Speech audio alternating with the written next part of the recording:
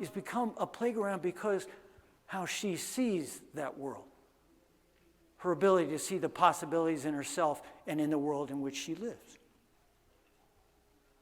Now, we see a perfect example of this three-part journey in the first Harry Potter story. We begin with Harry at home in the mundane world, and he has a big problem with his Muggles family. And they take time, notice, the author takes time to set that up. Then Harry passes through the gate, also known as a portal. And this takes us into the fantasy world. And there's a key point here. He goes through a passageway of both space and time. First of all, he goes back to a kind of Dickensian London when he goes to Diagon Alley. And second, he goes even further back in time to a kind of King Arthur land at Hogwarts. And finally, we see Harry going home, having solved his personal problem in the fantasy world, but now he's made a new home for himself at Hogwarts. Now, the techniques I just mentioned are for classic fantasy, which is the foundation fantasy form. More recent fantasy subgenres, like urban fantasy, don't necessarily use this three-part plot sequence. Instead, they go back and forth between both realms throughout the story. And that has both strengths and weaknesses. Examples of urban fantasy include Carnival Row, Dresden Files, American Gods, The Umbrella Academy, and The Magicians. Now, the third genre in the speculative fiction family is science fiction. If horror is about devolution and everything shutting down, and fantasy is about personal and social evolution and everything opening up, science fiction shows us social and universal evolution. So it's usually an epic. And that's why science fiction has often been referred to as social philosophy in fiction form. Very heady stuff. Science fiction stories include Dune, I, Robot, The Handmaid's Tale, Stranger in a Strange Land, The Matrix, Blade Runner, Ex Machina, 2001, Interstellar, Inception. Now, desire in science fiction is to deal with the tools of the world. And the key question is, how do you create a better world?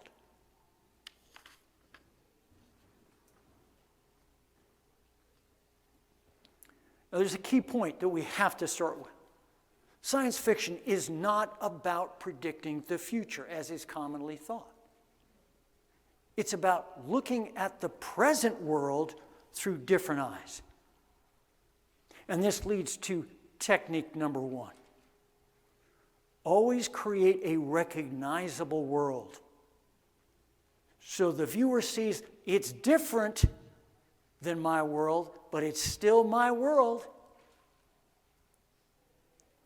Now, an excellent example of this world is in Inception, where we see the recognizable city of Paris, and then we see it literally fold in upon itself. Well, I've been to Paris. I've never seen that happen. Technique number two. The world is not just the future in time. It's a new evolutionary stage. It's a new stage of development. And this stage of society that we see represents a new vision of how the individual connects to society, that social contract. Of Of course, classic example of this is in The Matrix. Society has moved to a new stage where machines rule and create a human world where people are enslaved.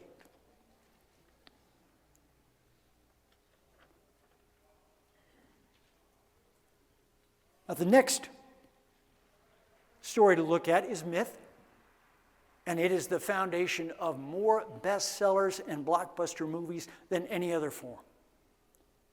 But it's almost always combined with one or two other genres, because these other genres update the myth and unify the myth.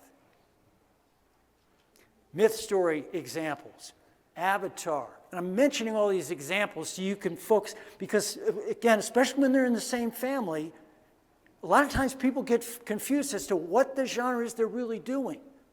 So these examples, I think, help.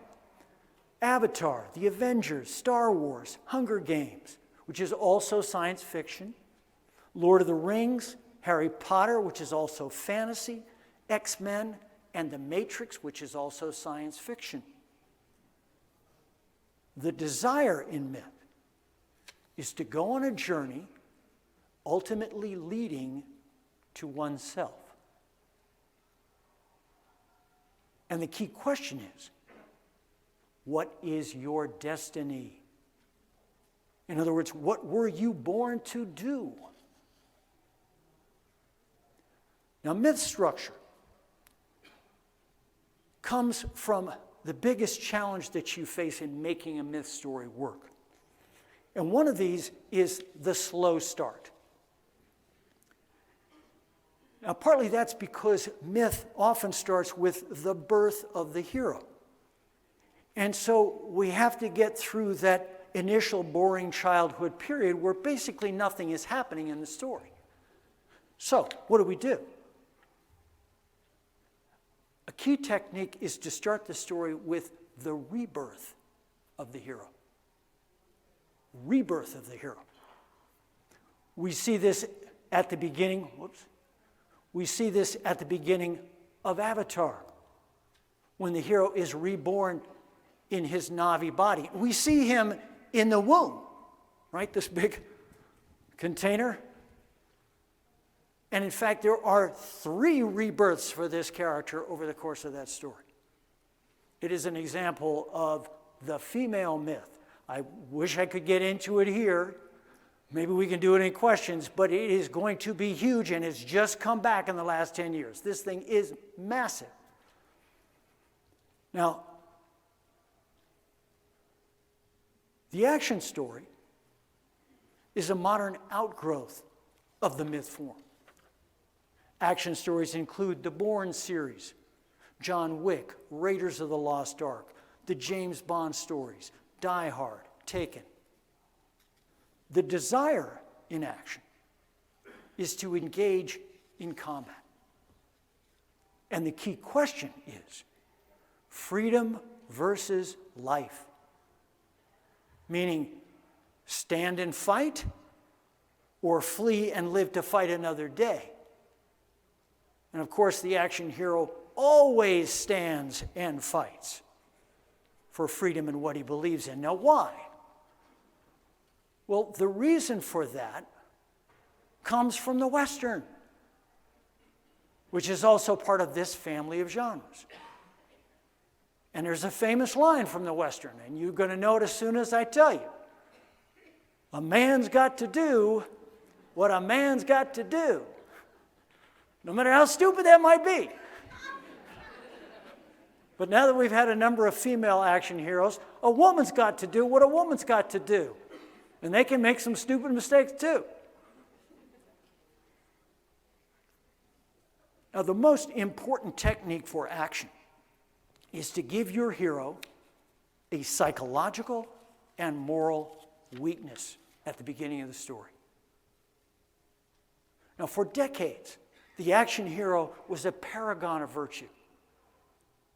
And conventional wisdom felt that that's how you get the most popular hero. You simply don't give him any flaws. Well, conventional wisdom was dead wrong about that. Instead, you want to give your action hero as many flaws as you can. James Bond was the most popular superhero of the 20th century. Nobody else is even close. But by 2006, the Bond franchise had gotten boring. There was no story anymore. I don't think it's for me. Okay, good. These Bond stories, these Bond movies had just become a series of stunts. So when they rebooted the franchise with Casino Royale, they broke the first rule of the action story. And they broke it in a way that is especially shocking for James Bond. They gave the hero a psychological and moral flaw. They rejuvenated this entire franchise by taking his most famous strength, the fact that he is the ultimate ladies' man, and turn it into both a psychological and moral flaw, because this being a ladies' man got women killed. That's not so fun anymore. As a result, that film was not less popular, it was a massive hit. The detective story, or mystery, is the first genre in the crime family. And a major subgenre, of course, of detective is the cozy mystery. Detective stories include A is for Alibi, Devil in a Blue Dress, Knives Out, The Trespasser, LA Confidential, Chinatown, and Murder on the Orient Express. Desire in detective is to find the truth, usually about a murder. The key question is, who is a bad character and who is a good character? Or, put it another way, who is guilty and who is innocent? Now, here's a key point. In any genre story you write, always push the key question as far as you can. If you did that in a mystery, whose guilt would the detective question? Her own. But most detective stories never go that far, and that's a major flaw. Key point. The detective questioning her own guilt is one of the most important beats for writing a great detective story. Now, technique number one is the key plot structure. We want to go from a small corruption to a large corruption. Classic example of this is Chinatown. Chinatown doesn't start with a murder investigation. It starts with an adultery case. But that leads to murder, which leads to the discovery of incest, which leads to the discovery that the entire city of Los Angeles is built on a corrupt land deal. And by the way, that is a true story. This leads to technique number two. Always start at the end with the big corruption. Then you work backwards to see what that insignificant thread will be that will unravel that large corruption.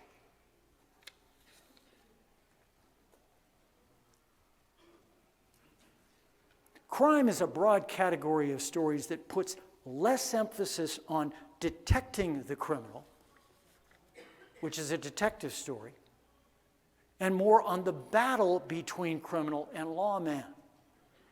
Examples: Usual Suspects, Pulp Fiction, Fargo, Heat, No Country for Old Men, and Lupin. The desire in crime is to catch a criminal. Notice how that's different from detective, which is to find the truth. The key question is, who is allowed to live above the law?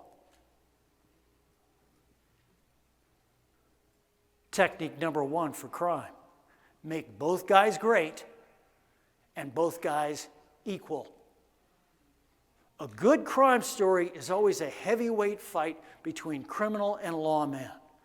We want the two best at what they do, and we want them evenly matched.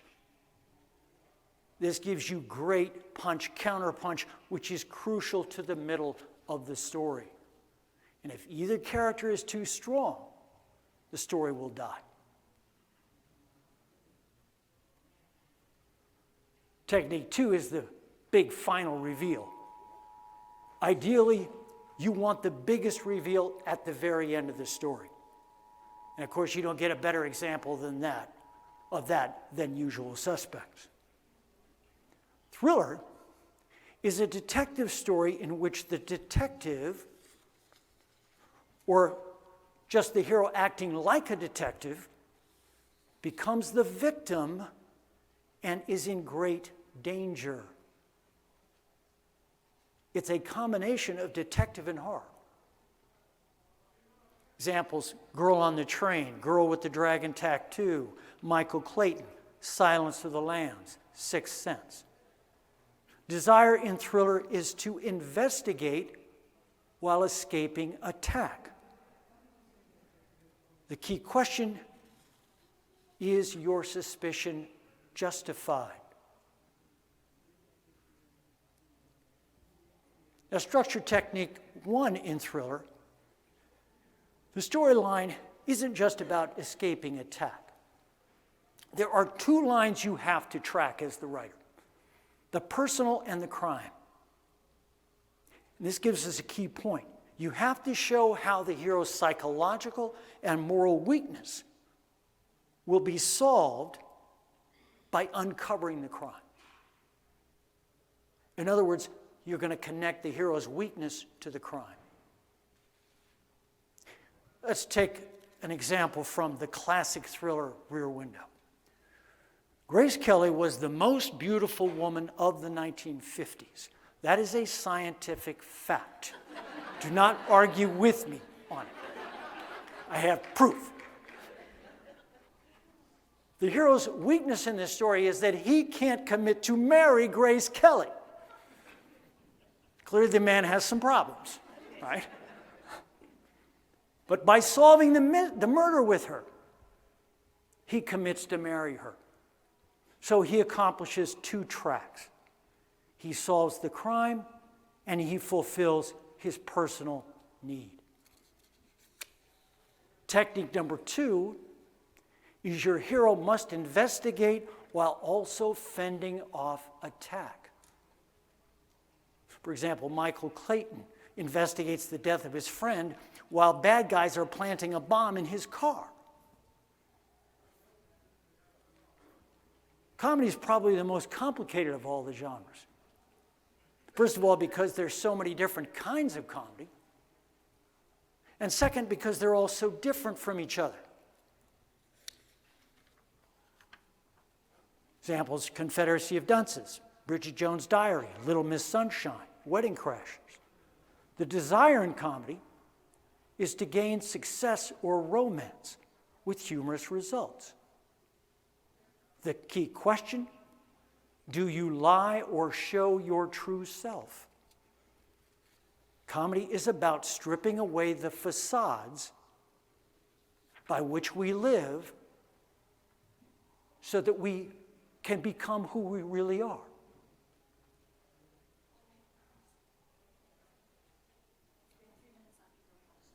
Okay. Then let me move to the front.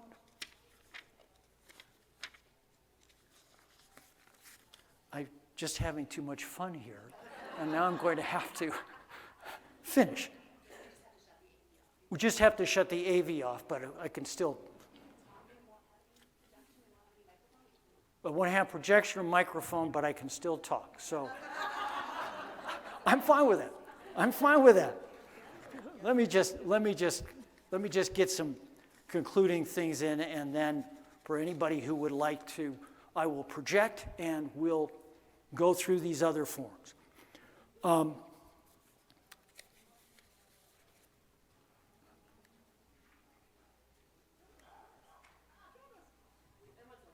All right. Key point. You have to, when you're mixing genres, it is very dangerous because you can get story chaos. So the trick is you must choose a primary genre. That is going to be your foundation form, and you're going to layer everything else on top of that. That gives you your single spine, your single driving main character. Now, obviously, I've only scratched the surface here, and even that I don't have enough time for. But I want to emphasize that if you want to stand out from the crowd, you need to be the best in your form. You're not competing against everybody writing other books. You're competing against this genre. And so you need to learn that genre and master it. Now, when I do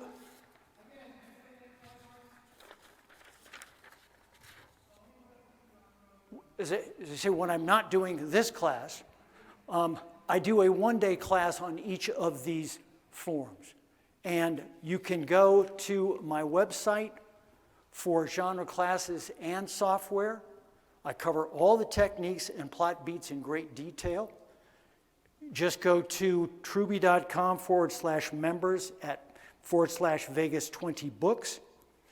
There is up to a 70% discount for you, for members of this conference.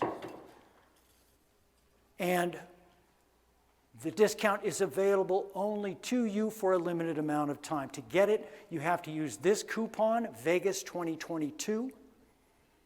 I guarantee you, if you listen and re-listen to these classes, in even only just one of the genres you're working in, you will elevate your story game to the highest professional level. No, it's 11:59. So when we shut off, I will try to talk about romance. Assuming, would everybody like me to talk about romance? Okay, I'll do that. Thank you.